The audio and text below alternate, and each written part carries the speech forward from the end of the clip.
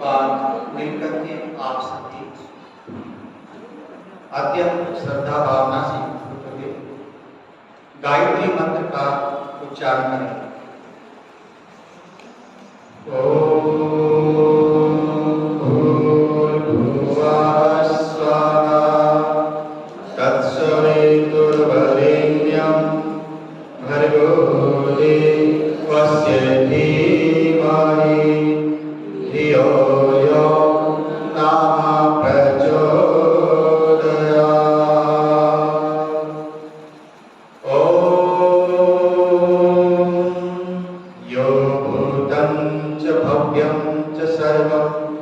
यश्चादितिष्ठति स्वयस्य च केवलं तस्मै ज्येष्ठाय ब्रह्मणे नमः।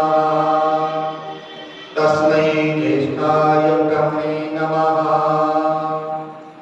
मानस भवन में आर्यजन जिसकी उतारे आरती, भगवान भारत वर्ष में गूंजे हमारी भारती। वो भद्र भावोद्भाव सीतापते सीतापते गीतामते गीतामते।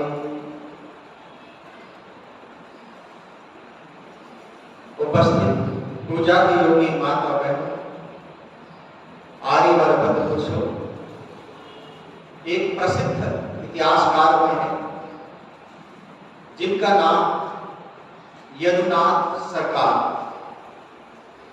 और उन्होंने इतिहास की बहुत सारी पुस्तकें लिखी हैं। और उन्होंने एक जगह बहुत सुंदर लिखा, वे कहते हैं Nations live on their past in their present for their future. जातियां भूत के आधार पर, यानी कि जातियां इतिहास से शिक्षा लेकर वर्तमान को सुधार के भविष्य के लिए जीती हैं।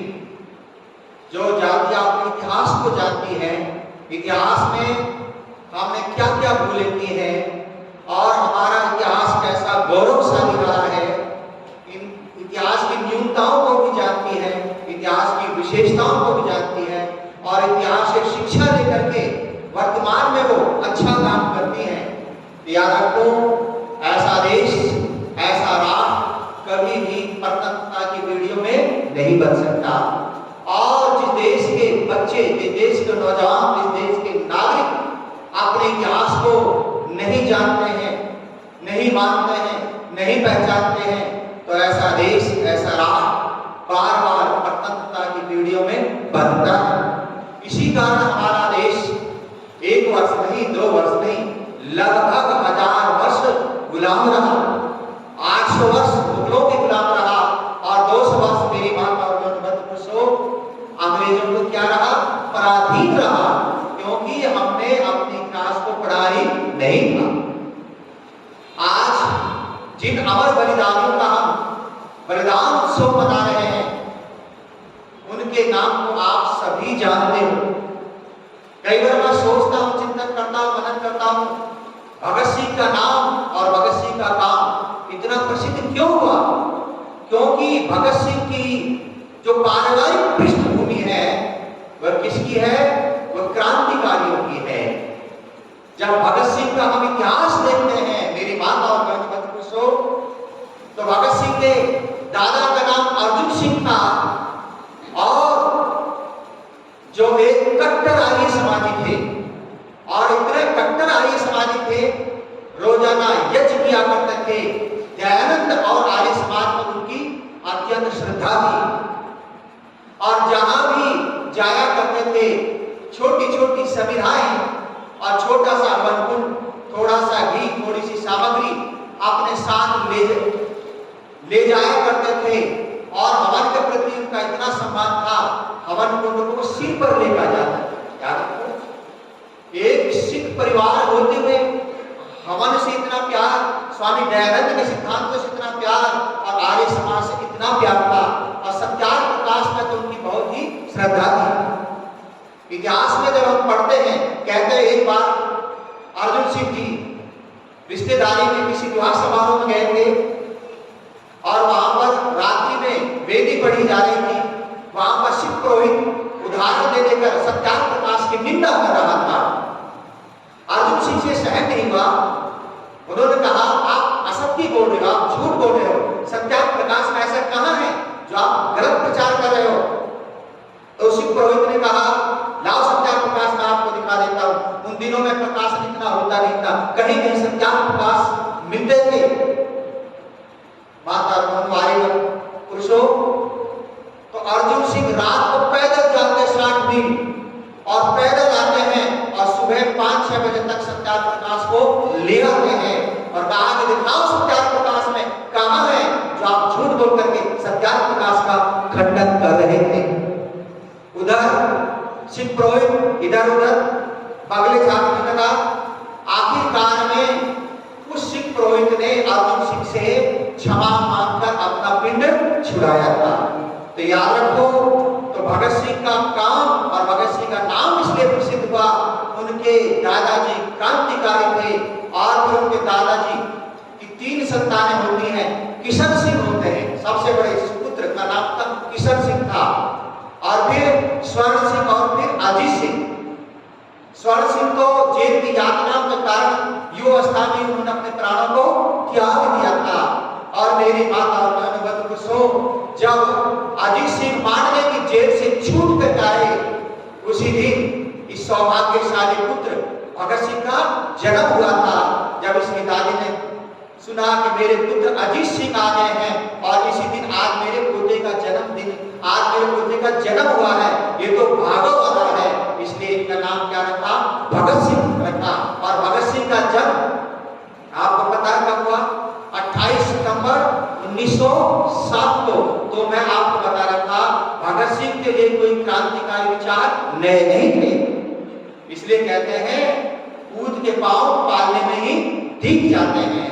और जब इनके पिता किशन सिंह खेत में कुछ बो रहे थे, ज्वार बो रहे थे, बाजरा बो रहे थे या कोई अन्य चीज वपन कर रहे थे, उन्होंने कहा पिताजी क्या बो रहे हो?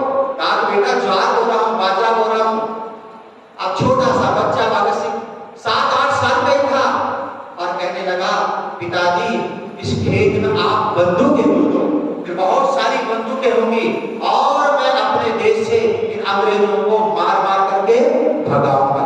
तो मेरी माता और बहनों, जब ऐसा वातावरण है परिवार का मिला, तो ये वीर क्रांतिकारी देश के लिए क्या हो गए, बलिदान हो गए। देश के लिए इन्होंने अपने प्राणों का न्यौछावर कर दिया। और भगत सिंह को 3 वर्ष की आयु में ही गायत्री मंत्र याद हो गया था।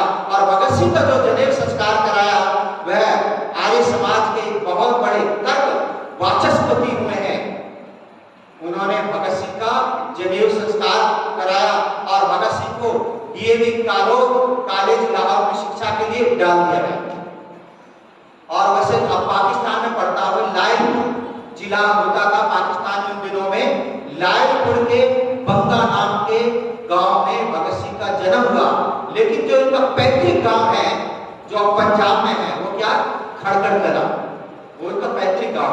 पीछे से खड़गड़ कला के, इसलिए बहुत से कहते भगत सिंह का जन्म खड़गड़ कला हुआ, नहीं, जन्म तो पंजाब पाकिस्तान में हुआ था, जब वो पाकिस्तान नहीं था, भारत ही था। तो मेरी माता और बहनों, जब ऐसा अच्छा वातावरण मिला तो भगत सिंह की शिक्षा दीक्षा डीएवी कॉलेज में हुई। आर्य संस्कारों से ये बालक ओतप्रोत था, इन्होंने बीए की हाई एजुकेशन को प्राप्त किया। अभी क्रांतिकारी कैसे बनते हैं, तो मेरी माता और बहनों, फिर इनका जो संपर्क है वो राम प्रसाद बिस्मिल से होता है, चंद्रशेखर आजाद से होता है और क्रांतिकारियों से होता है। क्योंकि जो भगत सिंह के माता पिता थे, इनको पर अंग्रेजों ने बड़े अत्याचार किए थे, इसलिए कहते हैं दूध का जला छाछ को भी फूंक करके पीता है। वो नहीं चाहते थे कि भगत सिंह इन कार्यों में भाग ले, इसलिए भगत सिंह की विवाह की छोटी उम्र में क्या होने लगी, तैयारी होने लगी।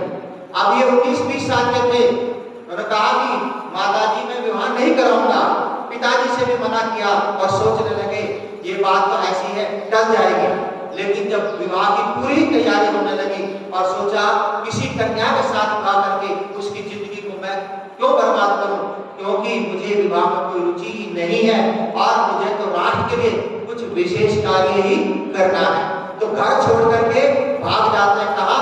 दिल्ली। और दिल्ली में एक उन दिनों अखबार निकलता था, एक पत्रिका निकलती थी जिनका नाम था प्रताप। उस प्रताप पत्रिका में काम करते थे। लेकिन इसके माँ बाप को पता चल गया कि भगत सिंह दिल्ली में है। फिर वो दिल्ली से कहाँ जाते हैं? कानपुर में जाते हैं। और कानपुर में वहां पर भी एक पत्रिका में काम करने लगे और इन्होंने अपना नाम क्या रख लिया? बलवंत सिंह रख लिया। लेकिन इसके पास पत्र द्वारा एक सूचना आती है कि भगत सिंह तेरी माँ बीमार है, क्योंकि भगत सिंह अपनी माँ विद्या देवी से बहुत ही प्रेम करते। भगत सिंह टूट गया क्योंकि वो माँ के सीने को छोड़ नहीं सकता था। फिर कानपुर से वो अपने गांव आते हैं और अपनी माँ से मिलते हैं। फिर उन्होंने कभी भी मेरी माता और बहनों विवाह के लिए नहीं कहा और क्रांतिकारी कार्यों को भाग लेता रहा। और सबसे ज्यादा वो किससे प्रभावित हुए? वो लाला लाजपत राय से प्रभावित हुए। जिस समय साइमन कमीशन का बायकॉट करने के लिए लाला लाजपत राय एक बहुत बड़े आंदोलन का नेतृत्व कर रहे थे, एक बहुत बड़ी भीड़ का नेतृत्व कर रहे थे। Simon commission go back, Simon commission go back, Simon commission go back के नारे लग रहे थे। और मेरी माता और बहन जो पुलिस ऑफिसर था जिसका नाम सांड्रस था, जब भीड़ रुकी नहीं तो उन्होंने लाला लाजपत राय के ऊपर लाठियां बरसा दी। लाला लाजपत राय के सिर में लाठियां लगी और वे घायल होकर के जमीन में गिर गए। और ये कब की घटना है? 10 अक्टूबर 1928 को उन्होंने साइमन कमीशन का विरोध किया। और फिर इसके बाद 17 नवंबर लगभग 23 दिन के बाद 17 नवंबर 1928 को लाठियों की चोट के कारण लाला लाजपत राय जी का क्या हो जाता है? बलिदान हो जाता है। लेकिन बलिदान होने से पहले उन्होंने ये कहा था कि मेरे शरीर पर एक एक लाठी पड़ी हुई अंग्रेजी राज्य के लिए कफन थी सिद्ध होगी। बलिदान उनका हो गया। मेरी माता फिर भगत सिंह है, राजगुरु है और सुखदेव है। इनके अंदर की ज्वाला उद्भुत होने लगी और कहने लगे कि इस राष्ट्रीय अपमान का हमें बदला लेना है। इन्होंने जो लाला लाजपत राय को बलिदान कर दिया है, इसका बदला लिए बिना हम नहीं मानेंगे। योजना बनी, क्रांतिकारियों की मीटिंग हुई। उस मीटिंग में यह निर्णय हुआ, उसमें 4 लोग थे, चंद्रशेखर आजाद, भगत सिंह, सुखदेव और एक था जयगोपाल दास, जो बाद में वो गद्दार बन जाता है और अंग्रेजों को पक्ष में क्या देता है? गवाही देता है बाद में, बड़ी यात्राओं के बाद। तो मेरी माता और बहन पूरी तैयारी हुई कि सांड्रस को कैसे मारा जाए। अब जो अपने भगत सिंह, शिवराम राजगुरु बहुत बलवान आदमी थे, निशाना उनका बहुत अच्छा था। उन्होंने भगत सिंह कहा कि पहले मैं सांड्रस को मारूंगा और पूरी तैयारी कर ली गई। जयगोपाल को निरीक्षण के लिए भेजा गया कि सांड्रस कार्यालय में काम कर रहे हैं, अभी आ नहीं रहे। और जैसे उठे तो उन्होंने सूचना दी भगत सिंह को कि सांड्रस अब अपनी बाइक पर चढ़ने वाले हैं। उन दिनों में अंग्रेजों के पास बाइक हुआ करती थी और किसी के पास बाइक भी नहीं। मेरी माता और बहनों, अब भगत सिंह बहुत ही हौसले वाले क्रांतिकारी थे, बहुत उनके अंदर हौसला बुलंद था। अब जैसे ही वो बाइक पर चढ़ते हैं और बाइक चलाने की तैयारी करते हैं, और राजगुरु ने कहा, सोचा कि भगत सिंह से पहले मैं सांड्रस को मारूं। उन्होंने अपने पिस्तौल से गोली चलाई और सांड्रस के कनपट्टी पे जाकर वो गोली लगी और सांड्रस गिर गया। भगत सिंह जाता है, उसके मावजर में 7 गोलियां थी, 7 गोलियों को उसके सीने में उतार देते भगत सिंह। और जो सांड्रस था, जिन्होंने लाला लाजपत राय को मरवाया था, वह तड़प तड़प कर जल कर वहीं पर प्राणों को त्याग देता है। फिर वो मार करके आते हैं। मेरी माता मत पूछो। फिर पता है राजगुरु क्या कहता है? राजगुरु कहता है मैंने तो एक गोली में उसका काम तमाम कर दिया था, भगत सिंह ने 7 गोलियां बेकार कर दी। इन 7 गोलियों से हम 7 और अंग्रेजों को मार देते। अब सोचो इन बच्चों के अंदर, इन नौजवानों के अंदर कितनी देशभक्ति थी। याद रखो, इनकी माएं धन्य हैं, जैसे इन जैसे सपूतों को क्या दिया? जन्म दिया, जो किसी से डरते नहीं थे। भगत सिंह का नाम तो प्रसिद्ध है ही, लेकिन जो राजगुरु है, आपको तो शायद पता भी नहीं होगा ये कहाँ के हैं, ठीक है जी। इनका जो पूरा नाम है वह शिवराम राजगुरु। ये महाराष्ट्र के थे और जब इनको फांसी की सजा हुई, केवल इनकी 21 साल की उम्र थी। भगत सिंह की 23 साल की उम्र थी और सुखदेव की कितनी थी? 24 साल की उम्र। भर नौजवानी भी नहीं थी। इसे तो हम एक प्रकार से किशोर अवस्था ही कह सकते हैं। शिवराम राजगुरु की पढ़ने में बहुत कम रुचि थी। बचपन में ही इनके पिता का देहांत हो गया। अब भाई ने कहा, बड़ा भाई था, ये महाराष्ट्र के गांव को छोड़कर तो पूना में रहने लगे कि भैया शिवराम को पढ़ा करो, अपना भविष्य बनाओ। अब पढ़ने के स्थान पर इसने क्या काम किया? एक उपन्यास ले आए और उसको पढ़ने लगे। इसके बड़े भाई का और ज्यादा पारा चढ़ गया। उनका मैंने उपन्यास पढ़ने के लिए नहीं कहा है, यदि नहीं पढ़ना है तो घर छोड़ दो। बस उसने घर छोड़ दिया, कानपुर गए और वहां से होते होते काशी गए और काशी में इन्होंने संस्कृत को पढ़ा और फिर पंजाब में आकर के भगत सिंह के साथ ये शामिल हुए। तब जाकर के क्या बने? क्रांतिकारी बने। और भगवान की कृपा से इनका शरीर बड़ा बलिष्ठ था, बहुत बलवान थे। जिस भी अंग्रेज को एक घूंसा मारते थे वहीं पर गिर जाता, इतने ताकतवर थे। और जो अपने सुखदेव हैं, भगत सिंह के बारे में बहुत सबने सुना है, लेकिन सुखदेव के विषय में भी बहुत कम लोग जानते हैं। बलिदान तो सबका बराबर ही था, हम सभी को नमन करते हैं। सुखदेव का जन्म, मेरी माता बहनों, इसका भी जो पाकिस्तान हिस्सा चला गया है, लायलपुर, खास लायलपुर में इनका जन्म हुआ था। और जब ये मां के पेट में थे, 3 महीने पहले ही इनके पिताजी का क्या हो गया? देहावसान हो गया। अब आप सोचो इन किन परिस्थितियों में पैदा हुए और किन परिस्थितियों में इनका पालन हुआ, लालन हुआ। लेकिन जो इनके चाचा जी थे अचिंतराम, वो कट्टर आर्य समाजी थे। 3 महीने के बाद इनका जन्म हुआ और इनका नाम क्या रखा? सुखदेव रखा। पिताजी के साथ आर्य समाज आते थे, जाते थे और कट्टर आर्य समाजी बन गए। जब इनके पुस्तक में पढ़ रहा था, जीवनी में पढ़ रहा था, मेरी आंखों में आंसू आ गए। और जब ये हो गए 20 साल के, 19 साल की, क्योंकि उन दिनों में बाल विवाह हो जाते थे। इसकी माँ कहती थी, बेटा तेरी शादी करेंगे, घोड़ी पर चढ़ेगा और तू दुल्हन लाएगा। ये पता क्या कहता था?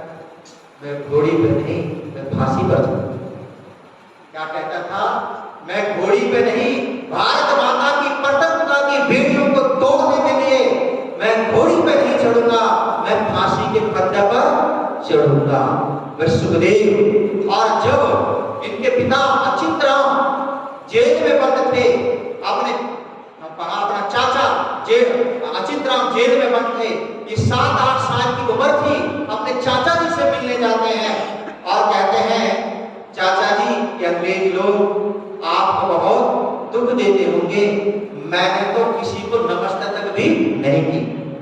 अंग्रेज आपकी को सुखदेव ने किसी को नमस्ते नहीं की। अब आप सोच सकते हैं उस बच्चे के अंदर बचपन से स्वाभिमान के संस्कार किसने किए थे? याद रखना, ये आर्य समाज वाले भी थे। स्वामी दयानंद की अग्नि इन सब के अंदर प्रज्वलित हो रही थी।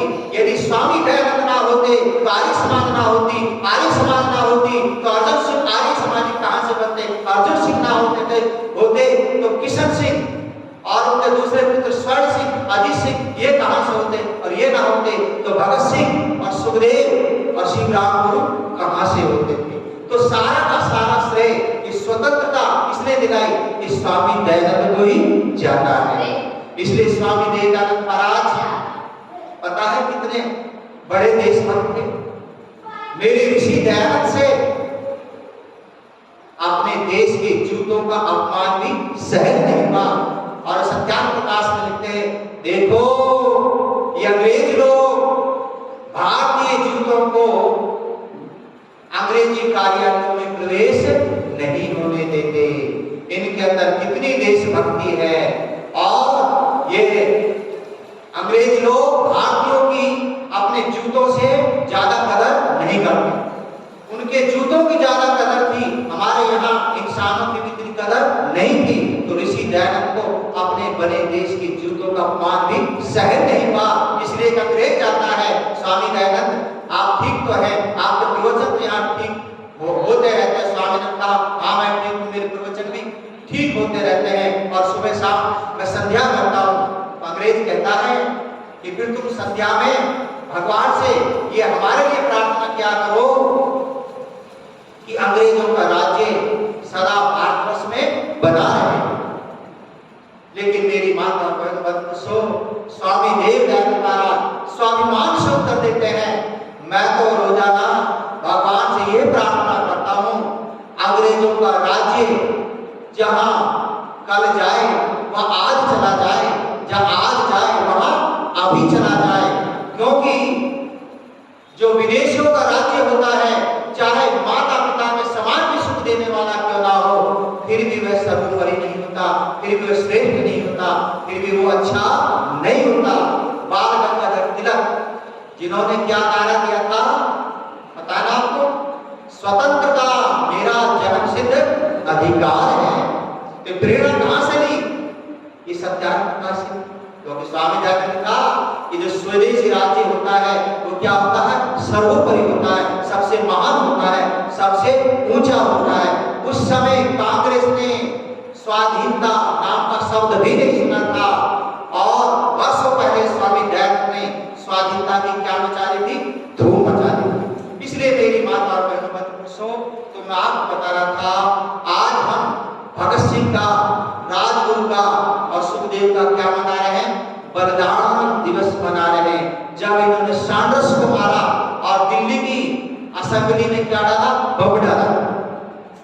बम क्यों डाला, क्योंकि अंग्रेज लोग भारतीयों पर अत्याचार करते थे, अन्याय करते थे।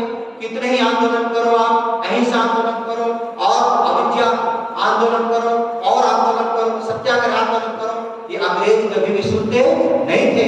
और हमारे जो बलिदानी थे, जो हमारे क्रांतिकारी नौजवान थे, इन्हें थोड़ा सा बहाना चाहिए था, क्या देते थे, सीधी फांसी की सजा देते थे। इसलिए योजना बनाई कि असेंबली में बम डालना चाहिए। अब योजना में 4-5 नौजवान थे क्रांतिकारी, सबने कहा मैं बम डालूंगा, शिवराम ने भी कहा मैं बम डालूंगा। भगत सिंह कहा बम तो तू डाल देगा, लेकिन अंग्रेज जज के सामने स्टेटमेंट देना होगा, वो ऐसे पुरजोर शब्द में हो कि सारे संसार में इसकी क्या मिल जाए, सूचना मिल जाए, सारे संसार में छा जाए कि भारत के नौजवान, भारत के क्रांतिकारी भारत माता को क्या करना चाहते, आजाद कराना चाहते हैं। क्योंकि भगत सिंह जहाँ क्रांतिकारी थे वहां ये विद्या प्रेमी भी, जितने भी हमारे क्रांतिकारी हुए प्राय अपवादों को छोड़ करके सारे के सारे क्या हुए हैं, विद्या प्रेमी हुए हैं।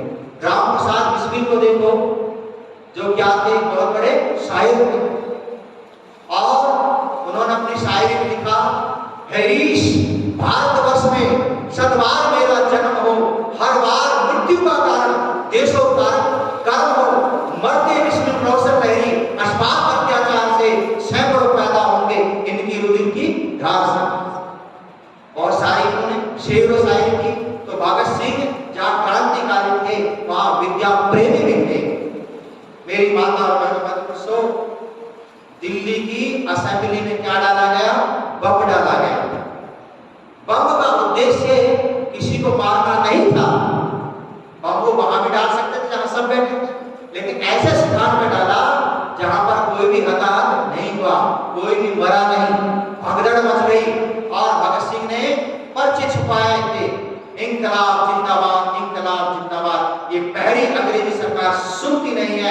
हम इनको बम के धमाके से सुनाना चाहते हैं। बस जब ये असेंबली में बम डाल दिया, बहुत लंबी कहानी है, इनको पर क्या चलता है, केस चलता है।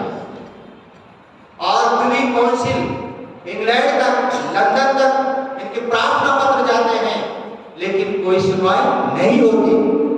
और यदि गांधी जी चाहते तो इनको फांसी बच सकती थी, लेकिन गांधी जी ने चाहा नहीं, बल्कि इनके उल्टा खिलाफ भी वो बोले। क्या था? इसलिए राम प्रसाद मिश्र लिखते हैं एक जगह, जिन्हें हम हार समझे थे, जिन्हें हम हार समझे थे गला अपना सजाने को, वही अब नाग बन बैठे हमें काट पाने। तो गांधी जी के लिए क्या सिद्ध हुए? सर्व सिद्ध हुए, ठीक है, नाग सिद्ध हुए। उन्होंने कोई भी प्रयत्न नहीं किया, केस चलता है, प्रिवी काउंसिल तक अपील जाती है, सब ठुकरा दी जाती है। और इनकी जो फांसी की जो तारीख मुकर्रर हुई थी वह थी 24 मार्च। कौन सी थी? 24 मार्च 1931 को इन तीनों को फांसी दी जानी थी। ये फांसी की सजा सुना दी गई थी, लेकिन पता लगा अंग्रेजों को कि भारतीय लोग इनकी फांसी को बर्दाश्त नहीं करेंगे, तुम्हारी जेलों को उड़ा देंगे, तुम्हें मार देंगे। तो फिर क्या हुआ? प्राय जिसको भी फांसी दी जाती है उसको पता है सुबह फांसी दी जाती है। क्या दी जाती है? सुबह फांसी दी जाती है। एक दिन पहले, आज की रात 23 मार्च 1931 को 7:30 और 7:45 बजे के बीच में इनको क्या दे दी थी? फांसी दे दी थी। और फिर जहां फांसी दी और स्ट्रेचर पर रख करके लाश को और नदी के पास मिट्टी का तेल जला करके उस रामकोसी में बहा दिया था। पता भी नहीं लगा, बाद में पता लगा है कि भगत सिंह को, सुखदेव को और राजगुरु को क्या हो गई है? फांसी हो गई। इसलिए किसी कवि ने बहुत सुंदर कहा, जो शरीर का रक्त चढ़ाकर हवन किया करते हैं, जो हंसते हंसते फांसी के फंदों को चूम लिया करते हैं, जो स्वदेश को भूलने देकर खून दिया करते हैं, हम उन अमर शहीदों का शतबाद नमन करते हैं, शतबाद नमन करते हैं, शतबाद नमन करते हैं। प्रेरणा शहीदों से हम नहीं लेंगे तो आजादी धरती भी शांत हो जाएगी। शहीदों की पूजा हम नहीं करेंगे तो ये मानव वीरता बांझ हो जाएगी, मानव वीरता बांझ हो जाएगी। इसलिए मेरी माता और इस देश को वर्तमान परिस्थिति से हम तभी बचा सकते हैं हम जब भगत सिंह का इतिहास पढ़ेंगे, सुखदेव का इतिहास पढ़ेंगे, राजगुरु को पढ़ेंगे, स्वामी दयानंद को पढ़ेंगे, वीर क्रांतिकारों को पढ़ेंगे और अपने बच्चों के अंदर क्रांति की ज्वाला भरेंगे, तो आगे अपने देश को हम स्वाधीन रख सकते हैं, स्वतंत्र रख सकते हैं। नहीं तो वर्तमान में ऐसी परिस्थितियां हो रही हैं, यदि हम जागृत नहीं हुए तो नहीं जाने इस देश के कितने टुकड़े हो सकते हैं। बदतमीजी कर रहे भवरे चमन में साथियों, आंधी उठाने का समय आ गया। आज बहुत लोग बदतमीजी कर रहे हैं, भारत का खाते हैं, भारत का पीते हैं, लेकिन शत्रु देशों का क्या गाते हैं? गुणगान गाते हैं। ये अच्छी बात नहीं है। जिस देश का खाए उस देश का क्या करें? गुणगान करें। आज हमारे बच्चों की भावना हमें भरनी चाहिए, लेकिन क्या करें? इतिहास का अंग्रेजों ने इतिहास लिखा, लाड़ मकाना का इतिहास पढ़ते हैं, उनकी शिक्षा पढ़ते हैं। आज भगत सिंह को अब तक भी बहुत सी पुस्तकों में बलिदान नहीं पढ़ाया जाता, क्रांतिकारी नहीं पढ़ाया जाता।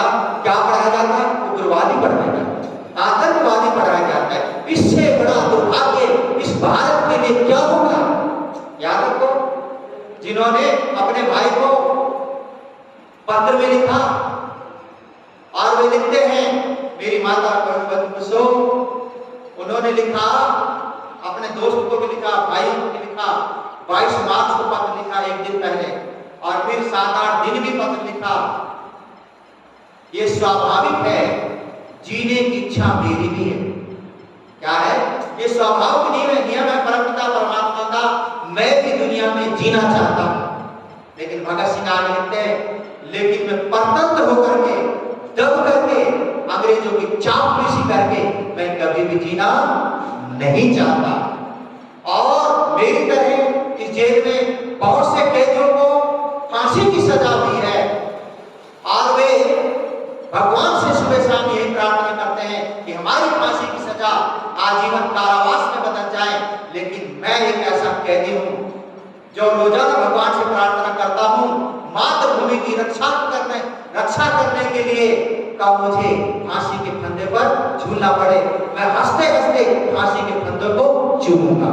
और याद रखो, इन क्रांतिकारियों ने हंसते हंसते फांसी के फंदों को चूमा और जब इनको तोड़ा गया तो कमाल की बात है, खुशी में जहां मौत के डर से इंसान के एक रात में बाल सफेद हो जाते हैं, इनका वजन क्या हो गया था? बढ़ने लगा। अब आप सोच सकते हो किस मिट्टी के बने हुए थे, कैसे संस्कार इनके अंदर इनके माता पिता ने और स्वामी दयानंद के अग्नि के अंदर किसने प्रज्वलित की थी। तो मेरी माता और बहनों, इसलिए हम अपने बलिदानियों का बलिदान उत्सव इसलिए मनाते हैं ताकि हमारे देशवासियों के अंदर संस्कार बढ़े और वो मातृभाषा, मातृभूमि, मातृ संस्कृति के लिए हर समय मर मिटने के लिए क्या रहे? तैयार रहे।